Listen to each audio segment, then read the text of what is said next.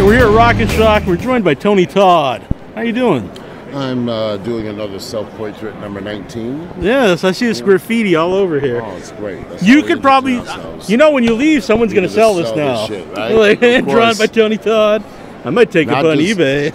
Me, Eric Roberts. Oh, really? Yeah. And me. Skyrocketed. I am good, thanks. It's good to see you. Good to feel you and see you and your loyal followers. Yeah, exactly. Now, do you know if the story of Candyman is based on any like old legend, like an actual legend? No, obviously. Is it totally? Yeah, no, obviously Clive was inspired by a Bloody Mary and other urban folklore tales and campfire tales, but you know, Clive came up with that, and then Bernard Rose, who directed it, transposed it to Chicago, and that was the act of brilliance. Mm-hmm. You know? Now, I was at a recent convention where someone actually asked you to sign a mirror, and you said it was the first time anyone had ever asked you to do that. Yes. No, are you shocked that no one has ever asked you that before? Of all the Nothing of all the crazy surprises me things in this life. You know, I've done over 140 films. I've been in. My work has taken me all over the world. Nothing surprises me. Candyman is just that movie that won't go away. It's 21 years old now, and just won't go away, man. Not only at conventions, but like in my day-to-day life.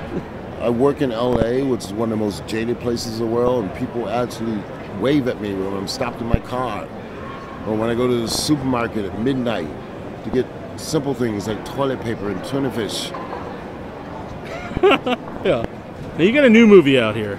Army of the Damned. I have a bunch of new movies coming out, but right now it's You're Army a busy of the man. Damned. We tried to stay busy. Yeah. That's coming out January 14th. Army of the Damned. Nice.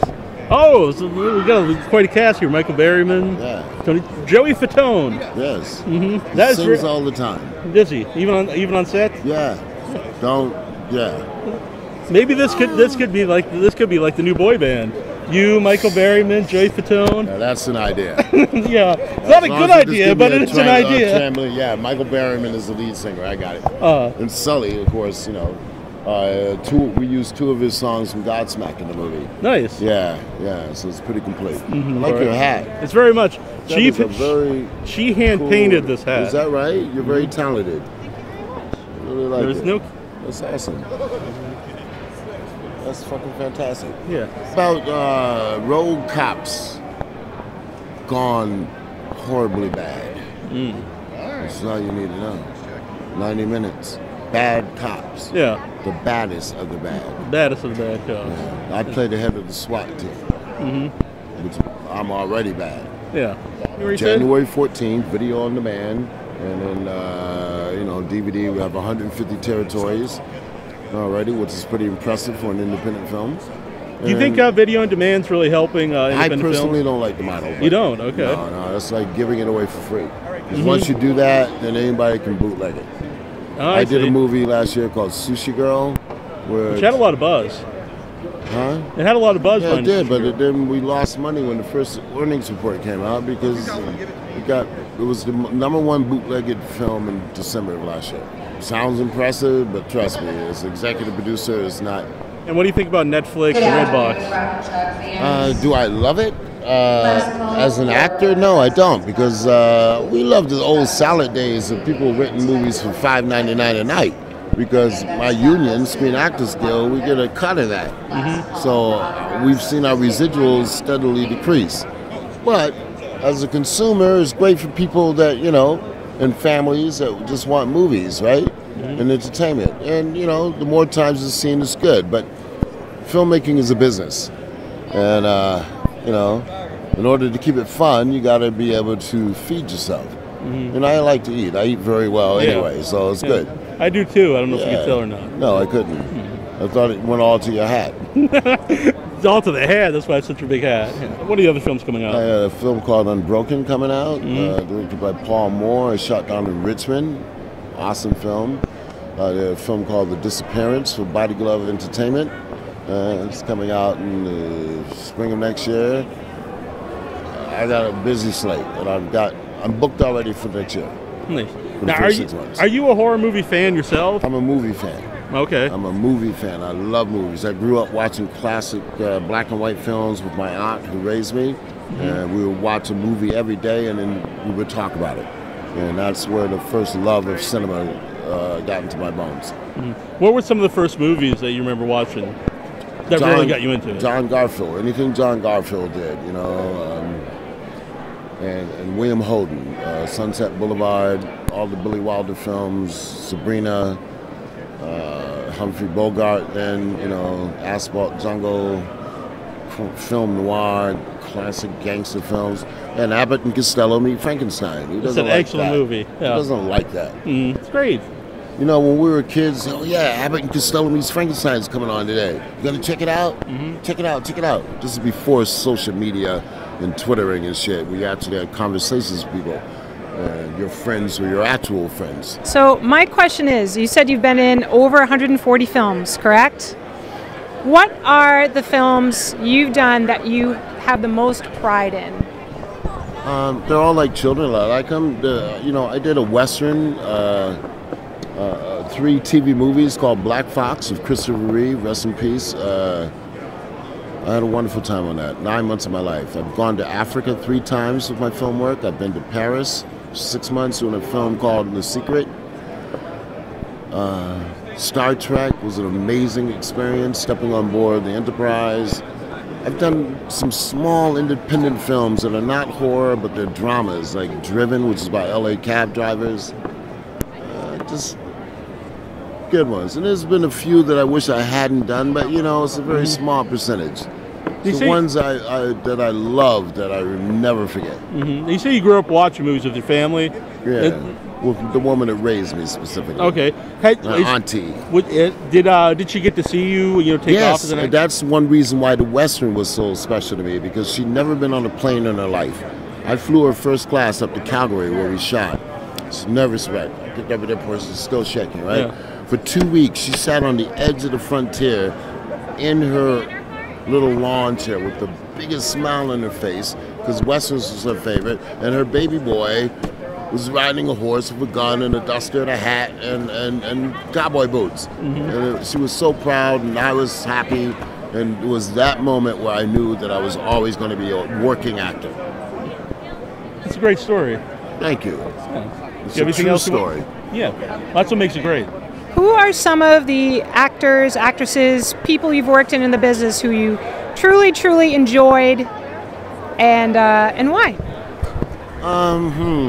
I come from the theater, and that's where my biggest joy comes from. There's nothing like rehearsal. I just got offered to play on Friday. I don't know if I'm going to accept yet, so I won't mention the name, but very prestigious theater.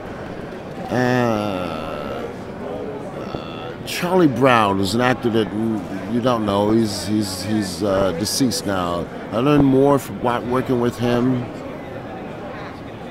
than a host of celebrity names. The guy was so genuine, true. One day we were halfway through rehearsal. He says, "Tony, I would tell you why you're special, but if I told you, you'd fuck it up." And that resonated with me for a long time. Still does. And I still haven't figured it out. By the way. The first time I met Robert De Niro, I didn't work with him, but we will. I mean, when I was in school, that was my template. That was my Raging Bull, man. Taxi Driver. Yeah, all the classics. And he's a fan, by the way, of horror.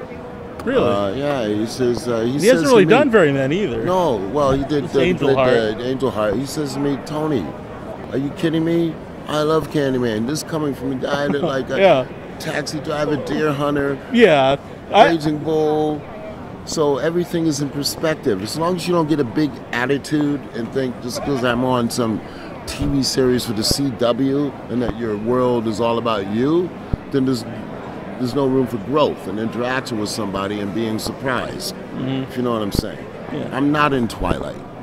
Now, is it fun for you to work with like upcoming independent directors? I love that. Like when I do films like Final Destination, which are big budget studio movies, what they pay me for that, I can live on for 3 years. Okay. Yeah. And that allows me to then pick and choose independent films where there's not as much money, but I have more choice of characters and stuff.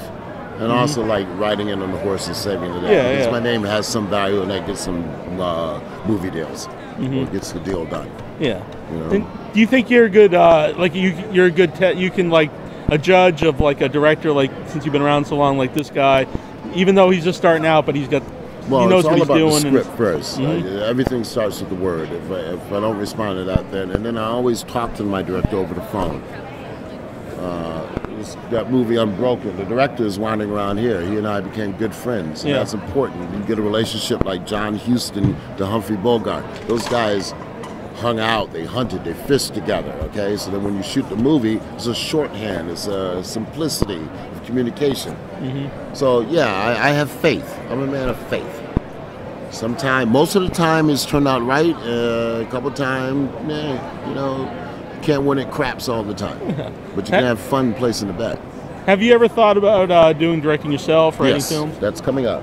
I'm going to be doing a movie next year called Providence. I mean, I started as a writer. I have my master's in theater, and I wrote this film. And it's about small-town bookies, kind of like Midnight Cowboy. Just think that dark, takes place over 4 hours during an actual football game, Patriots versus the Colts, and shit goes wrong. But it's a character study. So I was going to direct that, but I'm going to let my friend Paul Moore direct it. He's agreed to do that, and that's going to have a lot of surprises, and I'm calling in a lot of favors to get a cast that I want. Who knows? De Niro, will you be in it for me, please? He's a big fan of the show. I'll sign your copy of Candyman. You know how to reach me.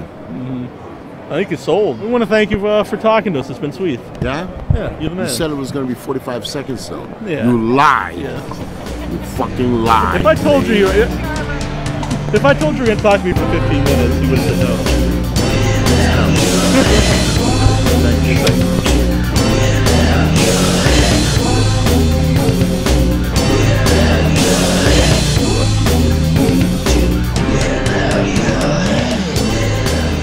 Guys are giving hand signals. Yeah, Let me send out signals to my people out there. I know what that means. I'm from the mean streets of Cape Cod.